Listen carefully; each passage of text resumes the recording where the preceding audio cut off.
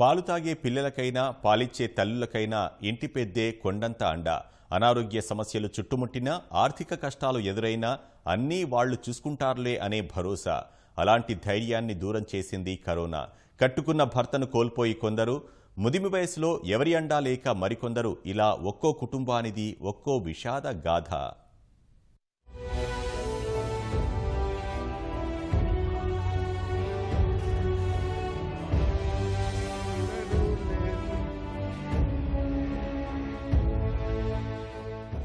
Corona మహమ్మారి రాష్ట్రంలో ఎన్నో కుటుంబాల్లో జీవితాంతం కోలుకోలేని విషాదం మిగిల్చింది. కుటుంబ పెద్దలను కాటేయడంతో ఇప్పుడు ఎంతో మంది భవిష్యత్ ప్రశ్నార్థకంగా మారింది. అలాంటావిడే ఈ రామతులసమ్మ. కట్టుకున్న భర్త పక్షవాతంతో చనిపోయాడు. కూలి పని చేసే కుమారుడి అండతో కాలం వెళ్లదిద్దామనుకుంటే కరోనా ఆ అవకాశమూ ఇవ్వలేదు. భర్త చనిపోయిన నెలకే కుమారుడిని కరోనా ఎత్తికెళ్లింది.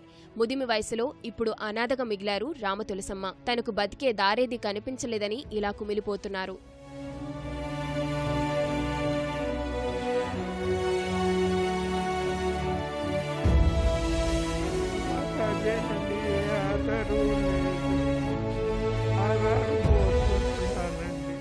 పది రోజులకు చనిపోయిండు. చేసుకొచ్చే వాళ్ళు కూడా ఎవరు లేక దానం చేశారయ్య. పక్కన వాళ్ళు ఎవరు లేరయ్య.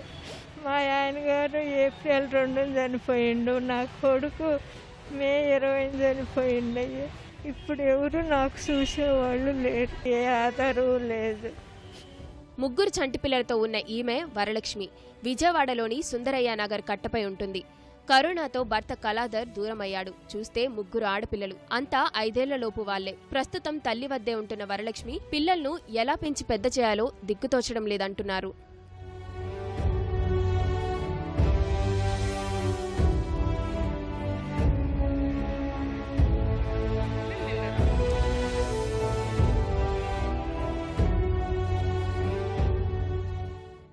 పేరు కళాధర్, పెయింటింగ్ వర్క్ చేస్తారు. కరోనా వల్ల మా వారు చనిపోయారు. ఆయన అంటూ లేకపోయేసరికి మేము అందరం ఒకసారి రోడ్డును పడ్డాము. నాకు ముగ్గురు ఆడపిల్లలండి. చంటి పాపను చంకనెత్తుకున్న ఈమె మేరీ భవానీ.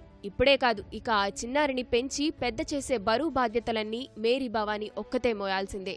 ఎందుకంటే ఈమె భర్త కూడా కరోనాతో కాలం చేశారు. భర్త ఆరోగ్యం కోసం చేసిన అప్పులు తప్ప తనకు భవిష్యత్తు ఏమీ కనిపించడం లేదని మేరీ వాపోతున్నారు.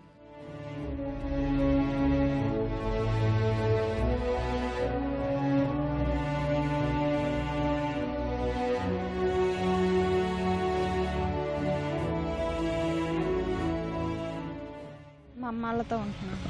పాప ఏమో డెలివరీ అయిన 25 రోజులకి తను చనిపోయారు సార్. నా పాప కోసం నేను సాయం కోరుతున్నాను సార్. చూస్తే అప్పులు ఉన్నాయి బాగా. తను లేరు. పని చేయడానికి నాకు పాప చిన్నదైపోయింది. అమ్మా నాన్న మీదే ఆధారపడి ఉన్నాను. ఫోటోలో భర్తను చూసుకుంటున్న ఈమె మంజుల. ఈమె భర్త కూడా కరోనా కాటుకు బలయ్యారు. సంపాదించే వ్యక్తి ఒక్కసారిగా దూరం అవడంతో ఇద్దరు పిల్లల చదువులు మధ్యలో ఆగిపోతాయేమో అనే ఆందోళనలో ఉన్నారు.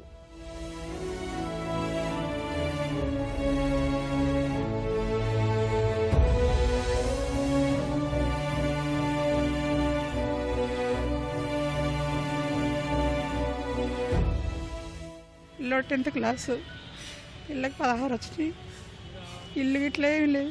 వీళ్ళు ఇచ్చిన సామాన్లు తెచ్చి సరుకులు ఇస్తే వండుకొని తిని ఉంటున్నాం. అలాగే మా అమ్మ వాళ్ళని నైజాం మేమే ఉంటున్నాం. ఇప్పుడు ముగ్గురమే. 10th క్లాస్ బాబు ఫోన్ చేశారు, ఆన్లైన్ క్లాస్ జరుగుతుంది అమ్మ అని చెప్పారు. డబ్బులు లేవండి అంటే ఏమన్నా మీ ఇష్టం చదివిస్తే ఇవ్వండి, లేకపోతే అన్నారు ప్రైవేట్ స్కూల్ వాళ్ళు. సరేనండి అన్నాను. పిల్ల ఇప్పుడు ఇంటర్ ఫస్ట్ ఇయర్.